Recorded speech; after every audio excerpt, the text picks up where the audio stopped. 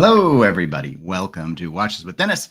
Sorry, I was a bit slow on getting this going. I had a few last things I was looking over, but we are here with a Saturday live stream, and I have several new watches. We will focus on three from three different brands using three different sources because that's what I like to do.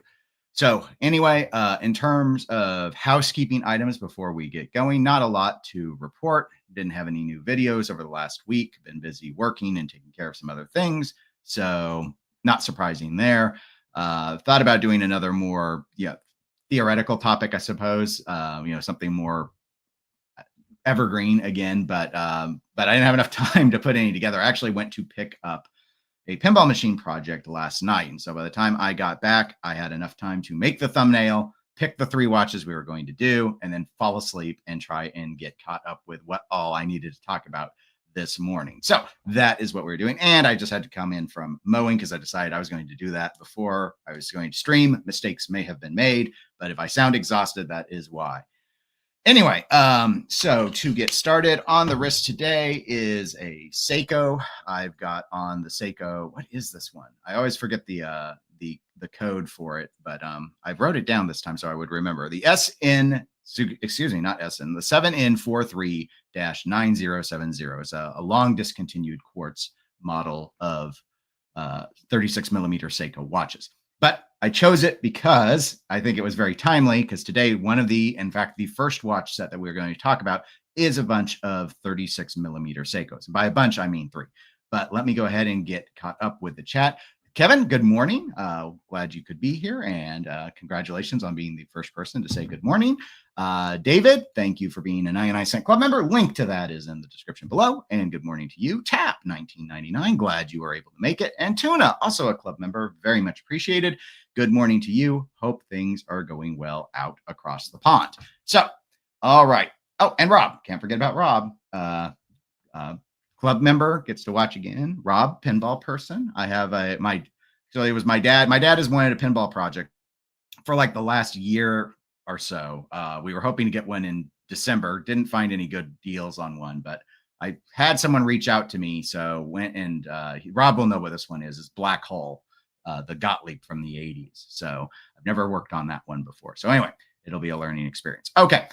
Now we're going to get to our learning experience about watches. Good morning, Underachieving Watch Collector. Thank you for being a club member, and thank you for being here. So I said Seiko, right? I said that's what's on the wrist today, and we're going to start with the Seikos. So here you go. Link in the video description is to this article, which is with monochrome watches, but this is actually three watches. It's the Seiko Presage Classic Series, I guess nicknamed the Edo Silk models. But anyway, you can see there are three. So Seiko references aren't the most arduous to say. That would probably fall to Omega, but foreshadowing there.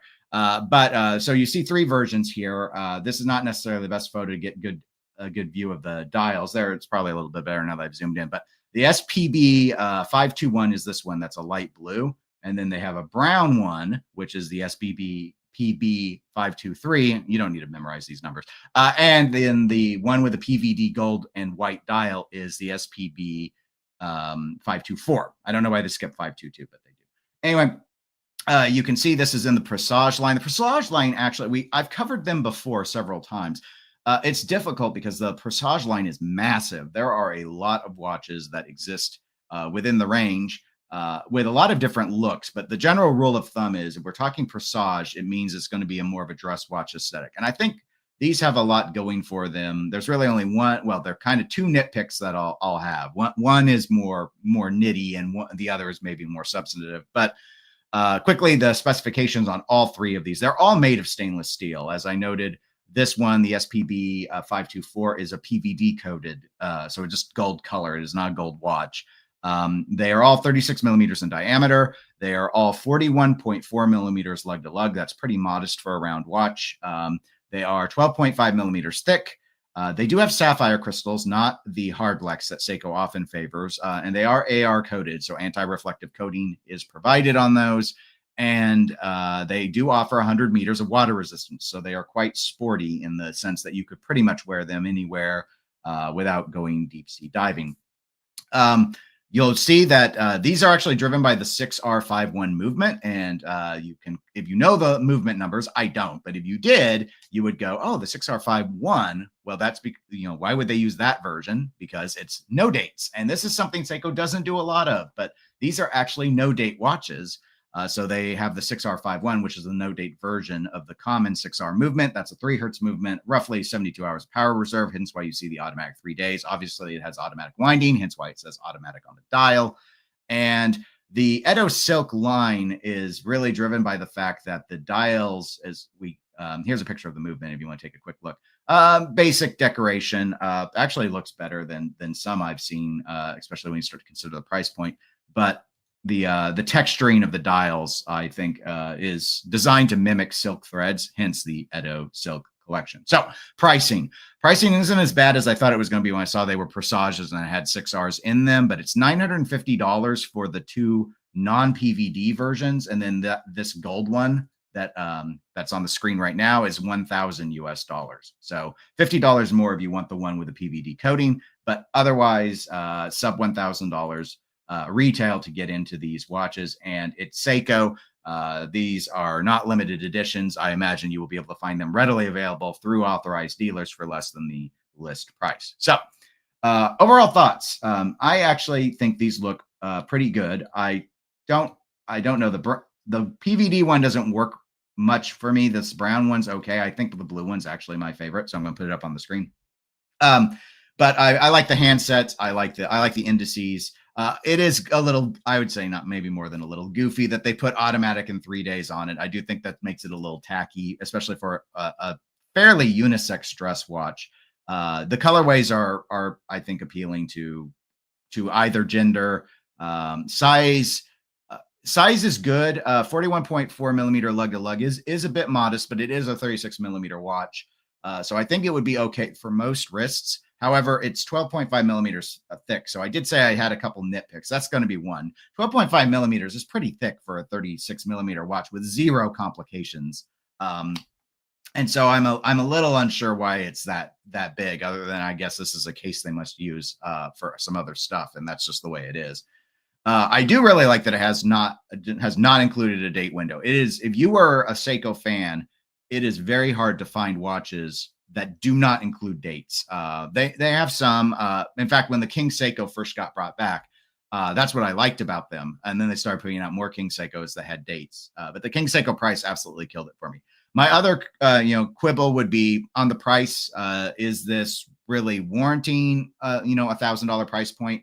I don't know. It's still, I think what I would have liked to see, and I guess I'll say, because I'm rambling now, it's okay. I think it's an okay value proposition.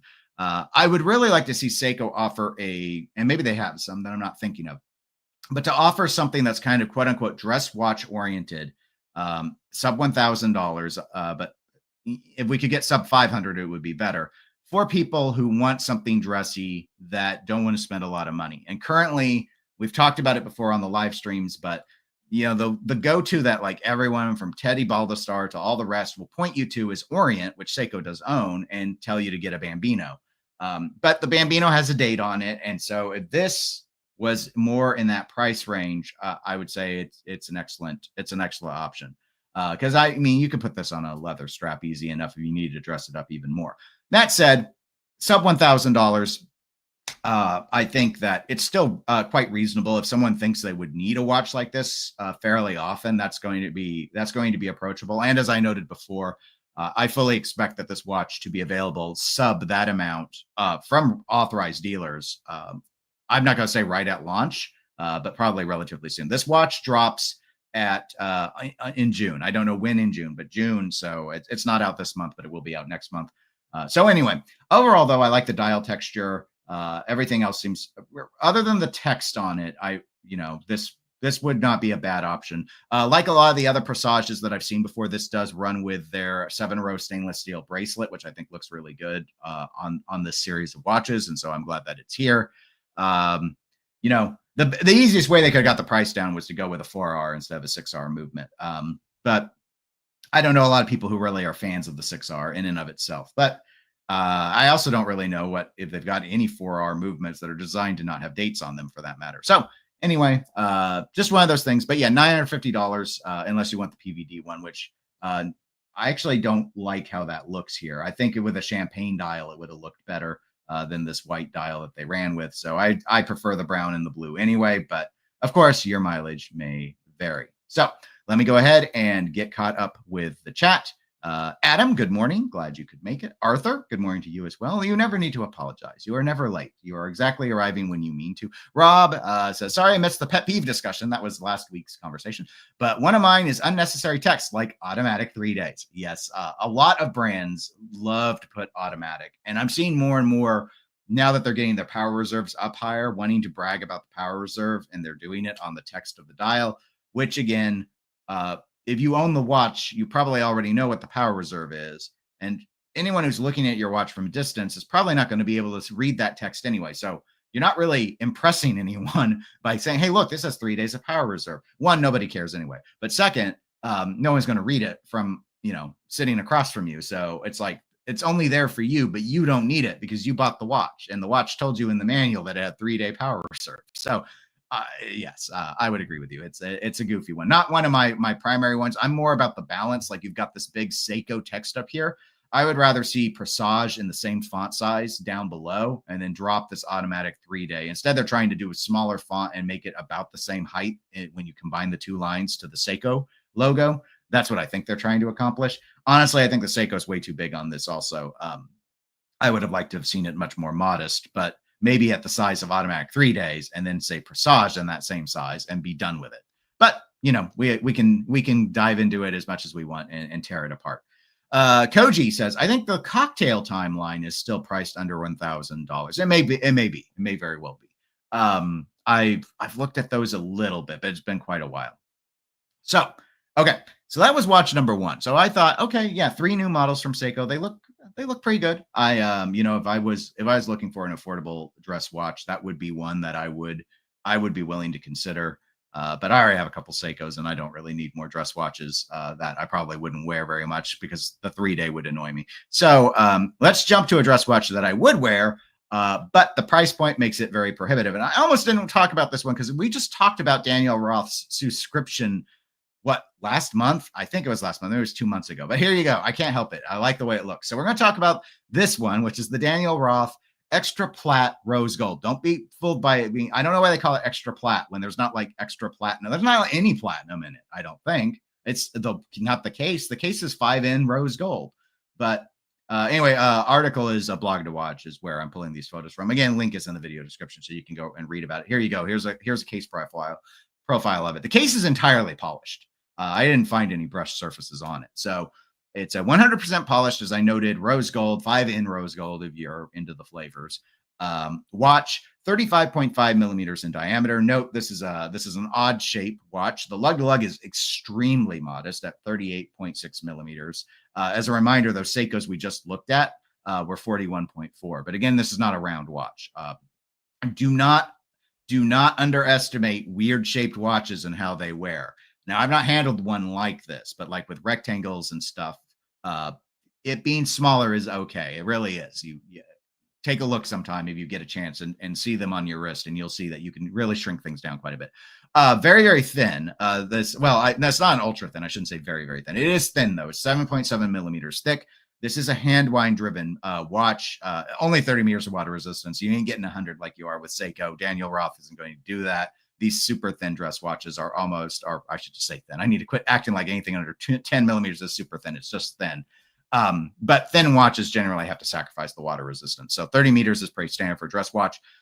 This is driven by the DR002. And unlike the subscription watches we talked about, this is not a closed case back. This is a display case back. And it's a pretty nice looking movement. I think it's the next photo. There we go.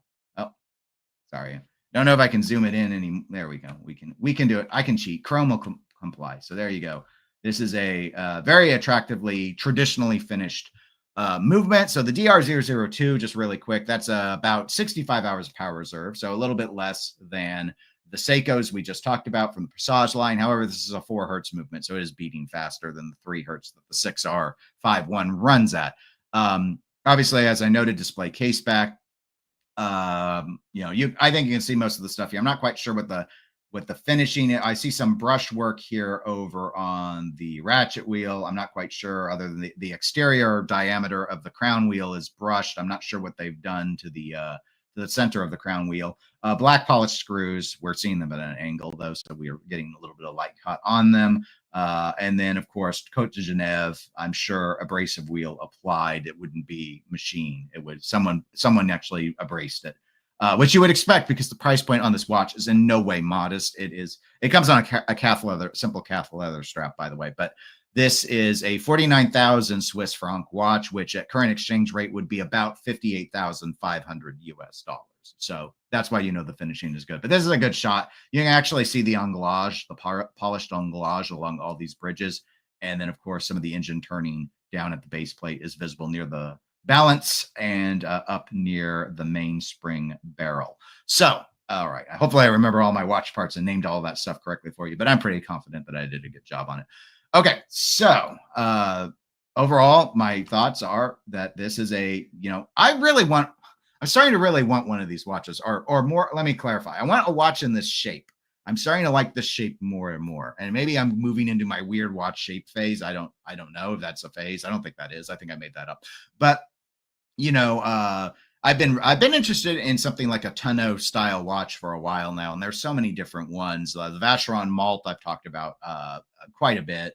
Obviously, rectangular watches I've always had a fondness for, and I picked up a new one after getting rid of my Reverso last year.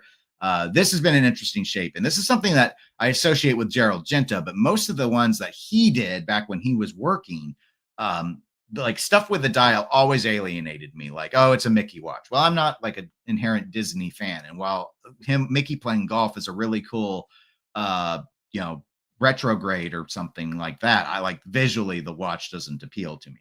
This, with its more simple, straightforward dial, doesn't have that fancy complication to it, but I do find it a very attractive looking watch, and this I think is a better shot for lighting purposes and such. So anyway, I think it looks good with the strap. I think the high polish and in fact entirely polished casework works well with this watch and the way they've laid it out. I like the vertical striping for the background of the dial. I think the font's better balanced than the Presage, but of course we are paying approximately 58 times more than we would for a cocktail Presage Edo Silk model. So anyway, very attractive watch though, and because of that, I wanted to go ahead and throw it on the list, even though the description looks so much like it that I'm like, I just talked about this, I feel like, but technically I haven't. So here we go.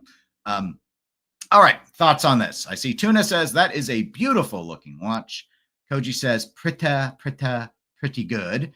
Trap says or ask, what's up, Dennis? Not much. Just going through 3 new watches. We did Seiko first, and now I've jumped now to the high end, and then we'll end with one in between on the price bracket.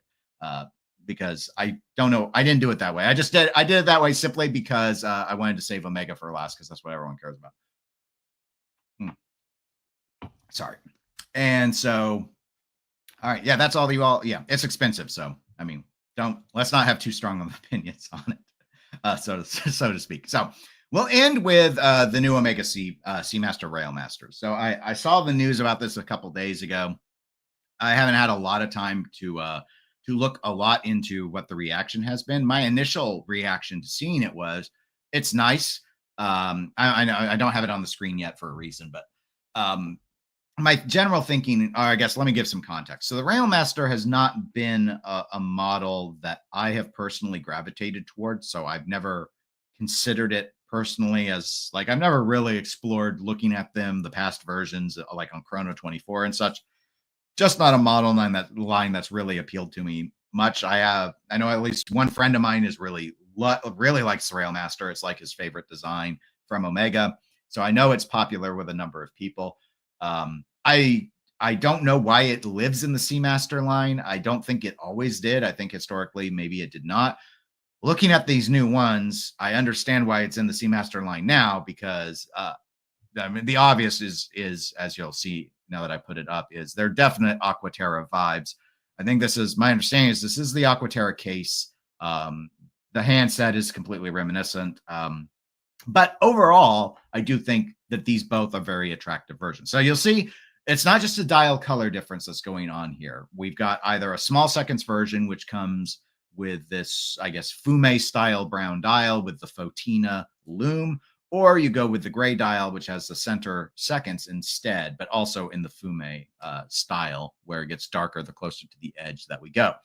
Both of these models are 38 millimeters in diameter. They are 12.4 millimeters thick. So for comparison, I've gotten on Omega quite a bit for thickness, but if you recall earlier when we were talking about these Seiko Presages, they're 12.5, and that's why I put that down as a nitpick. Why is a time-only watch 36 millimeters, 12.5 millimeters thick? This is 2 millimeters wider, or larger diameter, and it's 0.1 millimeters thinner with the coaxial movement. So Seiko, I guess you get what you pay for, but this is fine for, I think, for the size of watch. 150 meters of water resistance. I think that's right in line with the Aquaterras. I think they're all 150 as well. This is probably the same thickness as the Aquaterras, but I have not gone and confirmed that. It's powered by the coaxial Omega 8806 movement. That's a 3.5 hertz movement with 55 hours of power reserve. So of the three watches we've talked about today, it is the worst on power reserve. And that is because those coaxial movements are getting really long in the tooth at this point. And Omega is not keeping up in the power reserve game on their more approachable lines of watches. Pricing is all over the place on these. It's within a range. It's not like one's ridiculous and one's not, but you got to factor in just like every little thing here. So, all right, I'm not showing you a picture of them on the straps yet. So here they are. Here they are on the strap. So I'm going to try and do this, and I'm going to be looking off because I have notes off to the side so I don't screw this up. Okay, so this one, gray with leather strap. I'll zoom in. Gray dial, leather strap, 5,400 is the MSRP. Got to go back now.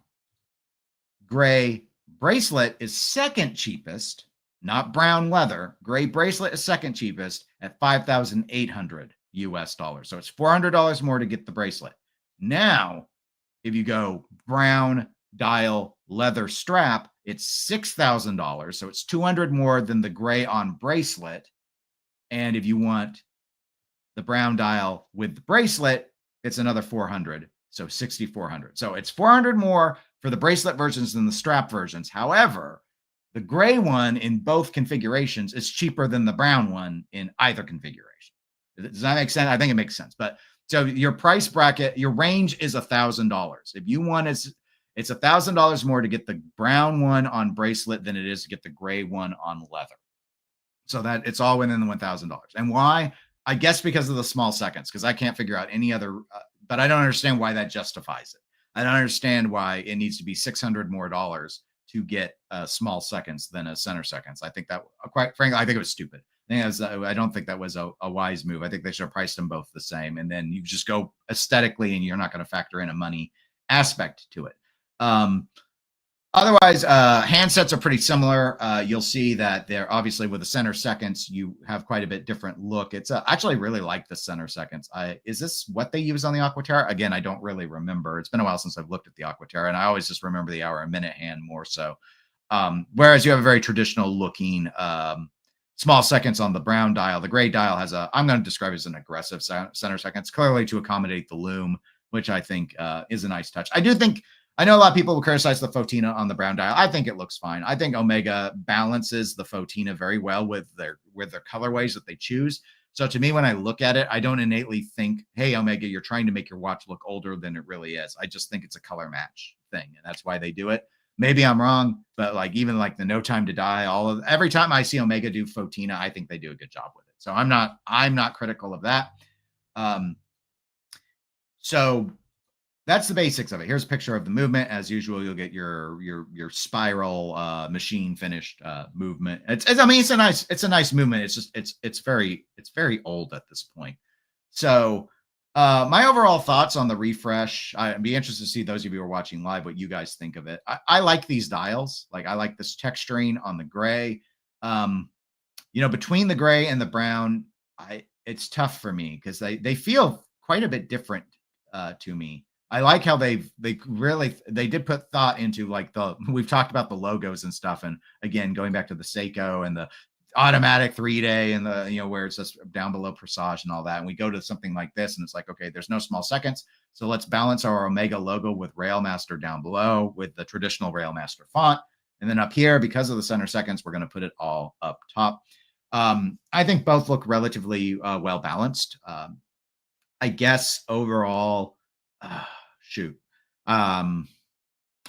Visually, there's a lot about the brown one that appeals to me, but I think that's because the small seconds just leans more into the dress watch aesthetic for me. If I was to get a sport watch like this, I'd probably get the gray.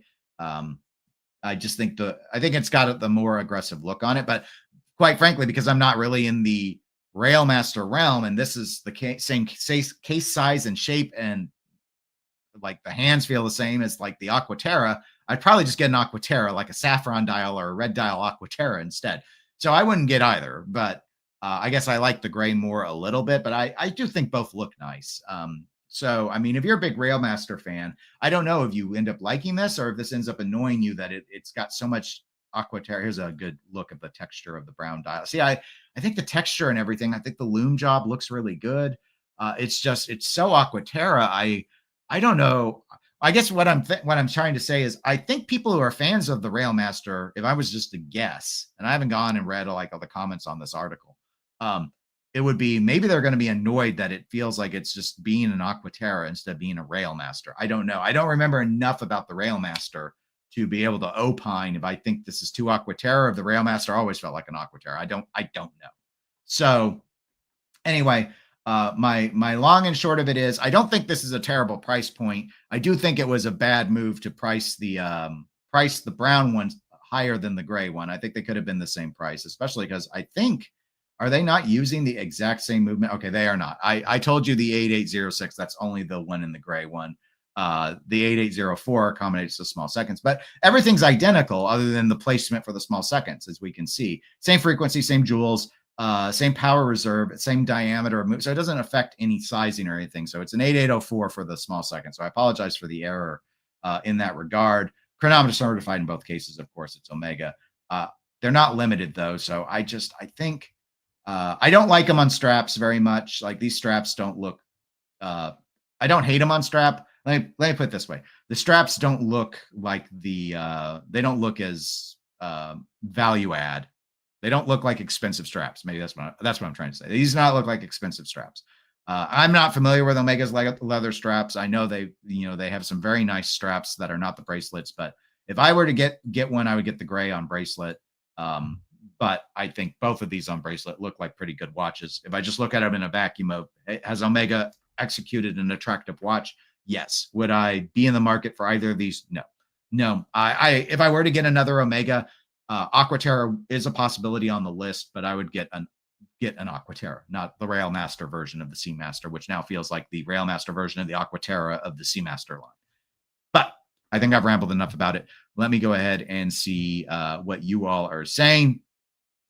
Trap Vision says, the content on this Omega has gone crazy this week. I have not watched any videos on it yet. Yeah, this is my raw reaction.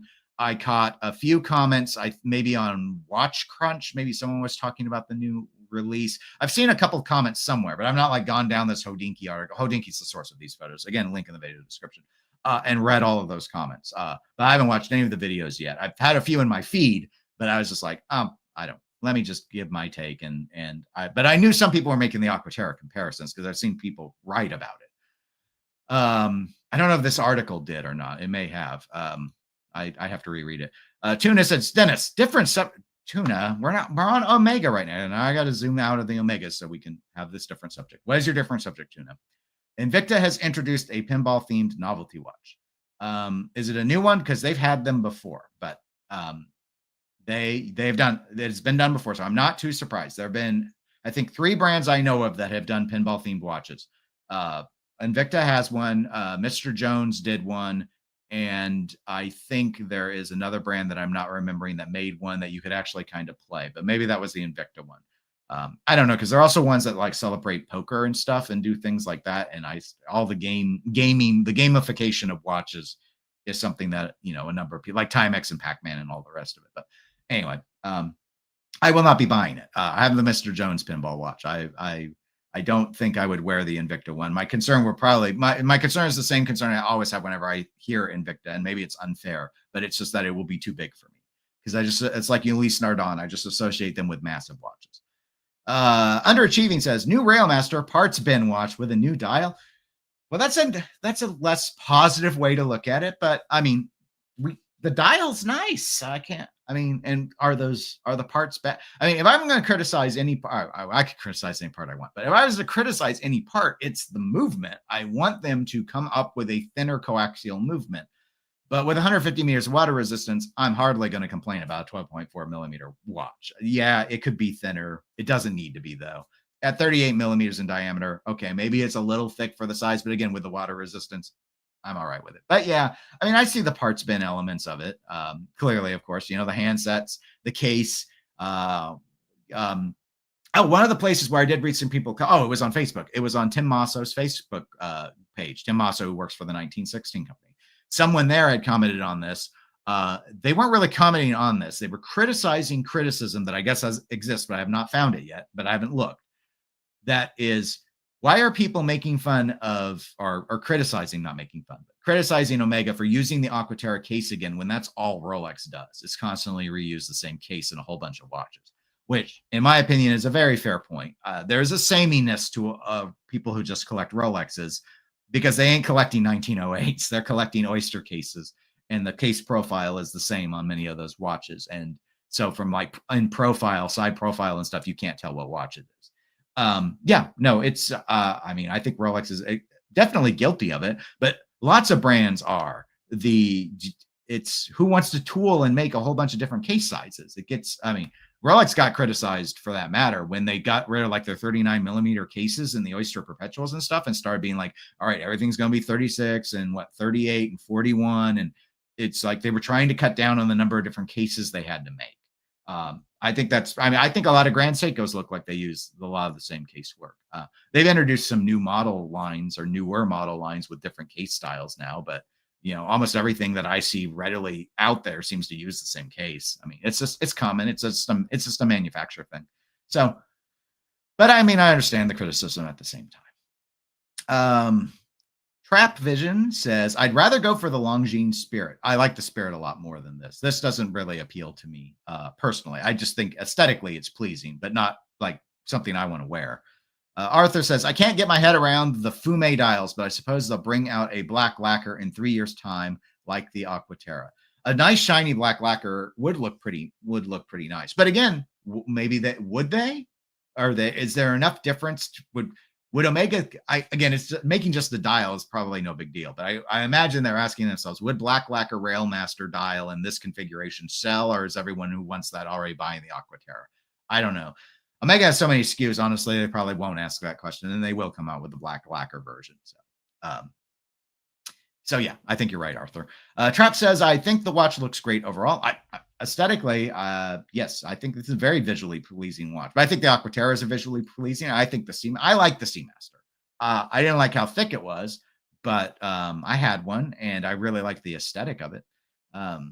And Fume, though, I have to point that out for Arthur. I do like Fume. It's not my favorite dial. Like Sunburst are like my go-to. Anyone who's watched the channel a while knows. Like I'm almost immediately always drawn to Sunburst dials, but I do like Fume, probably as a possible second pick.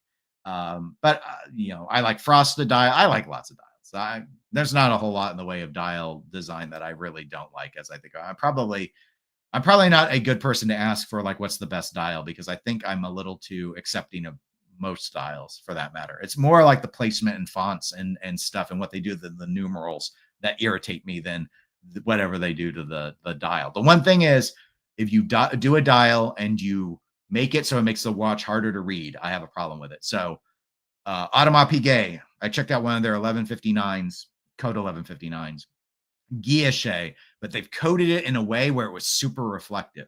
I've whined about this before here, so sorry for going ad nauseum, but Guilloche is designed to reduce glare. That's why Breguet started, like Abraham Louis Breguet started doing Guilloche on his watches. That's why they still do it that way, where those are gold dials, and then they coat them, I think, in silver or silver paint or something, that they turn them into white and silver, because they're trying to reduce the glare. In the Audemars Piguet boutique, when I tried on the 1159, I could not, with all the boutique lighting that tries to make everything all sparkly. It was too sparkly. I couldn't actually read the time because the guilloche was reflecting light. I was like, that's not what guilloche is supposed to do. So I think they just made it a little too jewelry oriented and a little too little of a time telling device, which is unfortunate because that was actually like a time only or time plus date model. It should have been great for telling time, but it wasn't. David says, I dislike the Fume dials on the Railmasters. They should be monochrome, preferably matte color, and a fully brushed bracelet. Oh, I have seen someone, maybe more than one. This was not the best shot to see it because of the rendering. Let's see if we can find a better shot of the bracelet. It's not easy. This one might be the best one for it, actually. But the bracelet center links are polished. You can tell here. This is brushed on the sides, and then polished center links. Now I have a Zenith Chronomaster original, which has this style of bracelet with center polished links. Aesthetically, I think it looks great. New.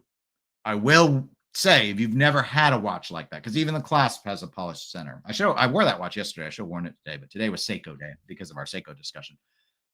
It is a scratch magnet.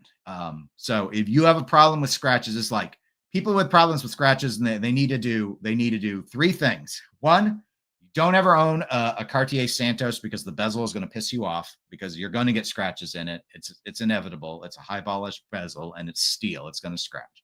So you need to avoid that. That's step number one. Step number two, you need to avoid anything with polished center links because that's going to piss you off. And step number three, you need to avoid any case that's high polished because, again, it's the same as rule number one with the Santos. But I'm just like, as a general rule, people who have a problem with scratches just need to not buy Santos watches. It just needs to be on the banned list. They should ask you at the store, do you have a problem with scratches? And you say, yes, I have a big problem with scratches. And say, we will not sell you a Santos because you're just going to get pissed off. So anyway, you will get pissed off if you do not like bracelet scratches. If that bugs you, it's annoying. I do think it's safer to just brush a bracelet, but I don't know. I mean, they do look really nice when they aren't scratched. But yeah, like my Zenith's got a whole bunch, and especially in the clasp at this point, because the desk just scratches it up. So something that I did not point out, but yeah, those these links, the 3-link style, they are polished center links, and so that will probably be annoying for a lot of you. It's definitely been a discussion point I saw someone bring up on one of my watch groups that I'm on. Arthur says that already exists. It's called the Explorer. I think this is a reference to the black lacquer. Tap says Timex has a Minecraft collab. I have never played Minecraft, so that collaboration means nothing to me, and I will not go see that Minecraft movie. I think it might corrupt me mentally. Adam says, if I was going Omega with same complications, I'd do the DeVille Traceur in blue in strap. If I wanted a brown Omega, I'd go No Time to Die. The No Time to Die,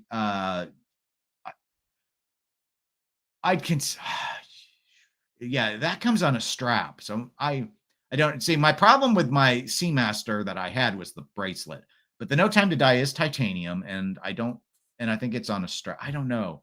I had a Tudor that came on strap. It was a dive watch also, and it kind of irritated me. I don't know. I don't think I'd go No Time to Die, though. I do think it's a better looking watch overall than this that we have on the screen. But the DeVille Traceur, I've looked at a few of the DeVilles. I actually, if I were to get an Omega at this point, I would probably... there are some Aquaterras I do like. If I were to buy another Omega, I most likely would get a Constellation. That's probably what I lean the most towards. But I don't know. I already have an integrated sports watch, so I don't really need another one. Tap says that brown dial Railmaster might be a future classic. I mean, I don't know. I think they look good. I like them best on bracelet, but yeah, there's just a lot that I think a lot of people will push back on. But I just liked seeing a new something from Omega, even if it's a parts bin watch, and the price wasn't like $20,000. So I mean, retail price of under $6,000 if you want the gray in either configuration, and $6,000 to $6,400 if you want the brown. I fully expect we'll see these on Joma Shop after 12 months, and you'll probably be able to save around 20% then. So again, if these are, up your alley, I'd just wait a little bit, and buy them after they have too many of them sitting in stores, because I don't think these are going to fly off the shelves. But anyway, that's my take. Well, anyway, that's all I had for us today, because I knew I was going to be too fatigued from going and picking up that pinball machine yesterday. So that is it. Sorry for the clap. Hopefully I didn't blow out the microphone. Thanks everyone who was able to tune in live.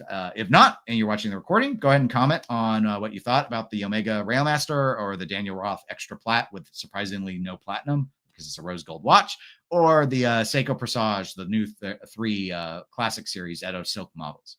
Other than that, I will plan to be back next Saturday with some other new topics.